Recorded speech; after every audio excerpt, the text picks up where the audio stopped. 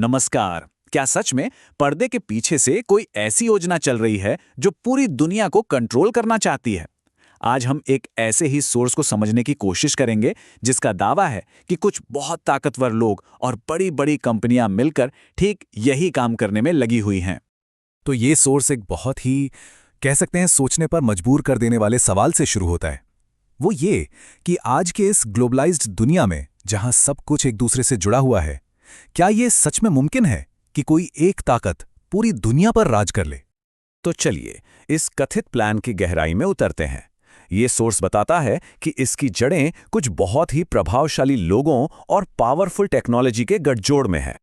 Source का कहना है कि ये सिर्फ कोई दूर की कौड़ी या भविष्य की कल्पना नहीं है, बल्कि कुछ पावरफुल ताकतें वो असल में एक ग्लोबल कंट्रोल सिस्टम बनाने के लिए आप कह सकते हैं जमीन तैयार कर रही हैं।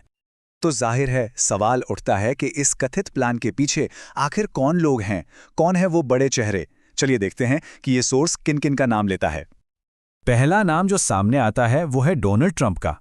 सोर्स का दावा यह है कि उनके एक एग्जीक्यूटिव ऑर्डर ने एआई के जरिए जो डेटा इकट्ठा किया जाता है उस पर राज्यों के नियमों को काफी कमजोर कर दिया। मतलब इसका सीधा सा नतीजा ये हुआ कि टेक कंपनियों के हाथ में बहुत ज्यादा और बिना रोक टोक वाले पावर आ गई। अगला नाम है लैरी एलिसन, ओरेकल के को-फाउंडर। अब सोर्स उनके कई अलग अलग कनेक्शंस को एक साथ जोड़कर दिखाता है, जैसे इजरायली सेना को उनकी फंडिंग और टिकटॉक खरीदने की उनकी कथित कोशिशें। सोर्स के मुताबिक ये सब एक बड़ी तस्वीर का हिस्सा है। और अब इस पूरी तस्वीर में एक पॉलिटिकल एंगल भी जुड़ जाता है। सोर्स ब्रिटेन के पूर्व प्रधानमंत्री टोनी ब्लेयर का नाम लेता है। दावा यह है कि उनका institute, the Tony Blair institute, digital IDs को प्रमोट करने में एक बहुत बड़ा रोल निभा रहा है और यूके सरकार की पॉलिसी पर भी इसका काफी असर है। तो ठीक है, ये लोग तो हो गए, पर सवाल ये है कि ये प्रभावशाली लोग अपने मकसद तक पहुंचेंगे कैसे? सोर्स के मुताबिक उनका सबसे बड़ा हथियार है टेक्नोलॉजी। सोर्स का आरोप है कि एक ऐसी स्ट्रैटेजी पर काम चल रहा है जिसके तहत हम सबका सारा डेटा, मतलब हेल्थ रिकॉर्ड्स, फाइनेंशियल जानकारी, सोशल मीडिया पर हम क्या करते हैं, यहां तक कि हमारा डीएनए, सब कुछ एक जगह इकट्ठा किया जाएगा और फिर इस भारी भरकम डेटा को प्रोसेस करने के लिए एआई का इस्तेमाल होगा। लेकिन इस सब के पीछे सोच क्या है, माइंडसेट क्या है? सोर्स इसके लिए लैरी एलिसन के बेटे के एक कथित बयान का जिक्र करता है, जिसमें कहा गया था कि अगर नागरिकों पर लगातार निगरानी रखी जाए तो फिर वो अच्छा व्यवहार करेंगे। तो देखिए, यहां पर जो सबसे जरूरी बात है वो ये है कि इन टेक्नोलॉजीज को जनता के सामने कैसे पेश किया जाता है, तरक्की और सुविधा के नाम पर। लेकिन सोर्स का दावा है कि असली मकसद कुछ और ही है, निगरानी, कॉर्पोरेट प्रॉफिट और पूरा कंट्रोल। और ये सब सिर्फ कोई थ्योरी नहीं है, ऐसा सोर्स का कहना है।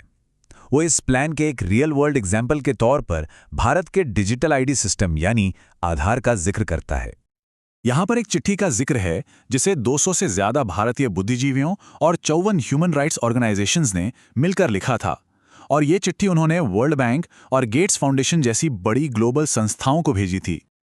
और उनका मैसेज एकदम साफ था, जैसा कि यहां लिखा भी है, आधार कोई एग्जाम्पल नहीं है जिसे दुनिया को फॉलो करना चाहिए, बल्कि ये एक वार्निंग है, एक चेतावनी कि इस रास्ते पर चलने का अंजाम क्या हो सकता है। चिट्ठी में चेतावनी दी गई है कि जब यह सिस्टम फेल होता है या किसी की पहुंच से बाहर हो जाता है तो लोगों को राशन और पेंशन जैसी बेसिक चीजों से भी हाथ धोना पड़ता है। मतलब डिजिटल आईडी मदद करने के बजाय लोगों को सिस्टम से बाहर फेंकने का एक जरिया बन जाती है। तो ये सारी बातें हमें कहां ले जा रही हैं? सोर्स इन सभी कड़ियों को जोड़कर एक फाइनल पिक्चर पेश करता है जिसे वो एंड गेम कहता है, और वो एंड गेम है एक ग्लोबल सर्वेलेंस सोसाइटी का निर्माण। सोर्स के मुताबिक ये ब्लूप्रिंट 4 स्टेप्स में काम करता है, जैसा यहां हम देख सकते हैं। पहला, सारा डेटा एक जगह इकट्ठा करना। दूसरा, हर नागरिक को एक डिजिटल आईडी देना। तीसरा, उनके बर्ताव के आधार पर उन्हें ग्रेड या स्कोर देना। और आखिर में इसी स्कोर से यह तय करना कि उन्हें जरूरी सर्विसेज मिलेंगी या नहीं। सोर्स का तर्क यह है कि किसी अथॉरिटेरियन सरकार के हाथ में ये एक बहुत ही खतरनाक हथियार बन सकता है।